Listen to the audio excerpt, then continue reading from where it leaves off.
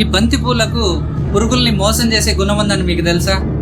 ఎందుకు ఈ పురుగులు బంతి పూలకి మోసపోతున్నాయి? నేను మీ డాక్టర్ SLB. ఈ బంతి పూలకు వచ్చేసరికి మనము ఈ వీటిలో ఉన్న ఈ వాలటైల్ ఆర్గానిక్ కాంపౌండ్స్ అని ఉంటాయి, టెర్ఫెనాయిడ్స్, అదే విధంగా థయోఫిన్స్ అని.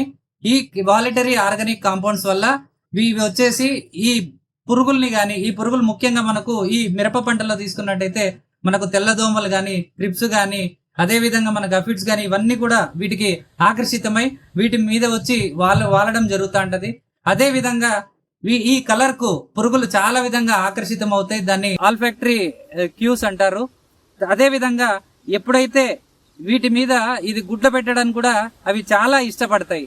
ఇది ఎందుకంటే ఇది వీటికి ఉన్న స్మూత్నెస్ గానీ, వీటికి ఉన్న స్ట్రక్చర్ గానీ గుడ్లు పెట్టడానికి ఇష్టపడతాయి. ఈ బంతి పూలలో ఎప్పుడైతే ఆ గుడ్లు పొదుగుతాయో అవి చాలా వరకు యాక్టివ్ గా ఉండవు ఆ లార్వాలు. అదే విధంగా అందుకోసమే ఈ బంతి పూలని మనము ఈ ఇంటిగ్రేటెడ్ పెస్ట్ మేనేజ్మెంట్ ప్రాక్టీసెస్ లో ముఖ్యంగా మనము భావిస్తున్నాము. అదే మనకు తీసుకున్నట్టయితే ఈ మిరప పంటలో 10 వరుసల మిరప పంటకు 1 వరుస మనం బంతి పూలని వాడుకోవాలని చెప్పి సజెస్ట్ కూడా చేస్తా ఉంటాము. అందుకోసం ఈ బంతి పూలకు మనకు ఆ పురుగుల్ని మోసం చేసే గుణం ఉందని చెప్పి తెలియజేస్తున్నాము. అదే విధంగా బంతి పూలకు అల్లెలోపతిక్ ఎఫెక్ట్ అనేది ఉంటది.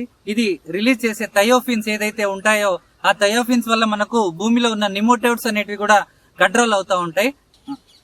అదే విధంగా ఎప్పుడైతే మనకు ఈ పురుగులన్నీ కూడా ఈ బంతి పూల మీద ఆకర్షితం అవుతాయో, అదే విధంగా ఇక్కడ లోడ్ ఎప్పుడైతే ఎక్కువ అవుతుందో అప్పుడు మనము ఈ ప్రధాన పొలంలో కంటే మనం ఈ బంతి పూల మీద స్ప్రే చేసుకొని మనం సమగ్రంగా మనము ప్రధాన పొలంలో అయ్యే ఖర్చుల్ని తగ్గించుకోవచ్చు.